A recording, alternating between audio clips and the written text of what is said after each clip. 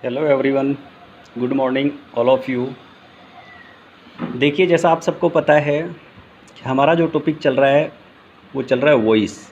और आज हम स्टडी करेंगे वॉइस पार्ट 6, अर्थात वॉइस का छठा भाग आज हम पढ़ने जा रहे हैं। और छठा भाग पढ़ने से पहले हम बात करेंगे HW ऑफ लास्ट क्लास। जैसा आपको पता है कि कंटिन्यूसली आपको दो दो सेंटेंसेज HW में दिए जा रहे हैं। तो पिछली जो हमारी क्लास थी उसके HW में आपको दो सेंटेंस दिए गए थे और दोनों ही सेंटेंस असर्टिव सेंटेंस थे। कैसे सेंटेंस थे? असर्टिव। और जैसा आपको पता है कि असर्टिव सेंटेंस के स्ट्रक्चर के बारे में मैंने आपको बताया था कि असर्टिव सेंटेंस की शुरुआत सब्जेक्ट से होगी। किससे होगी?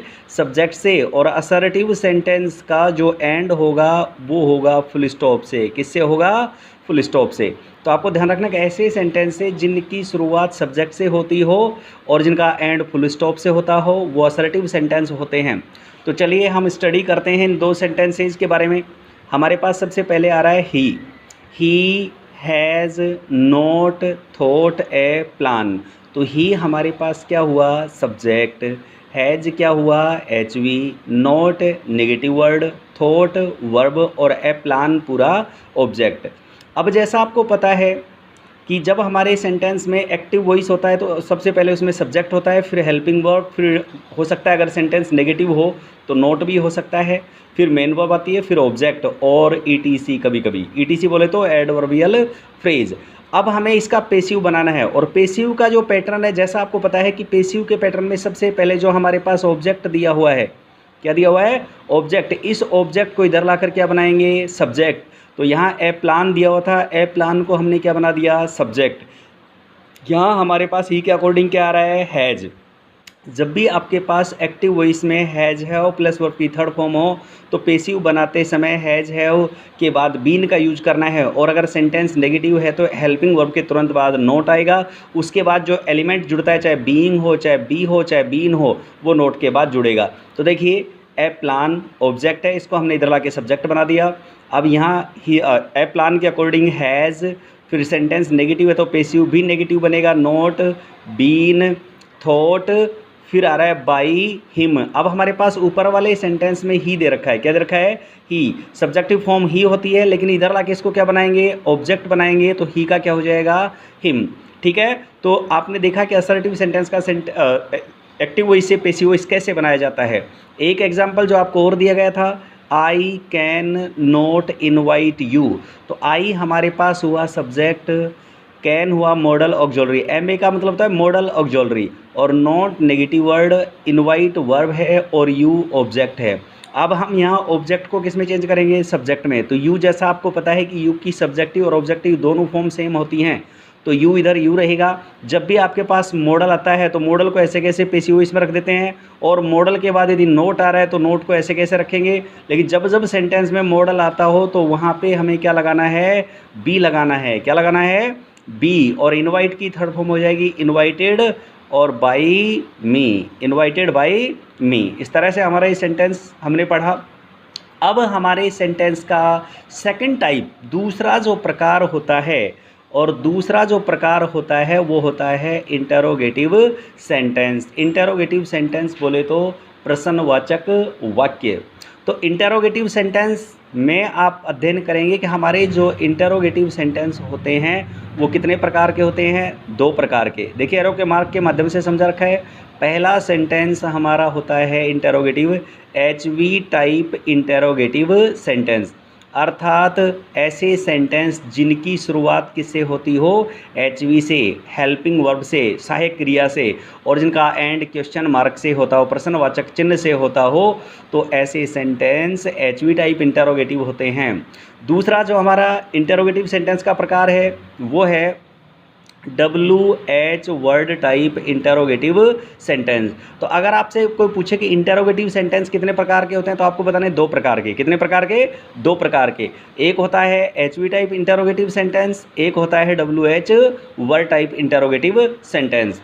सबसे पहले हम बात करेंगे HV टाइप इंटरोगेटिव सेंटेंस। तो देखिए यहाँ हमारे मैंने लिख रखा है syntax of active voice. Syntax चाहे आप फॉर्मूला कह सकते हैं, जिसको अपन सूत्र कहते हैं, चाहे आप फॉर्मूला कह सकते हैं, चाहे आप पैटर्न कह सकते हैं, चाहे आप स्ट्रक्चर कह सकते हैं, सब एक ही समान है। तो सिंटैक्स ऑफ एक्टिव वॉइस, जब एच वी टाइप इंटरोगेटिव आपके पास सेंटेंस होगा तो उसके एक्टिव वॉइस का जो फॉर्मूला होगा, सबसे पहले आपके पास आएगा एच वी। क्या आएगा? H we. एच वी बोले तो हेल्पिंग वर्ब, और हेल्पिंग वर्ब बोले तो सहायक क्रिया। पहले हेल्पिंग वर्ब आएगी, इसके बाद सब्जेक्ट आएगा। क्या आएगा? सब्जेक्ट, फिर आएगा वर्ब, और फिर आएगा ऑब्जेक्ट, और फिर ईटीसी, एडवर्बियल फ्रेज और क्वेश्चन मार्क। तो आपको ध्यान रखना है, एच वी टाइप इंटरोगेटिव वो सेंटेंस होते हैं जिनकी शुरुआत एच वी से होती हो। किससे होती हो? एच वी से, और जिनका एंड किससे होता हो?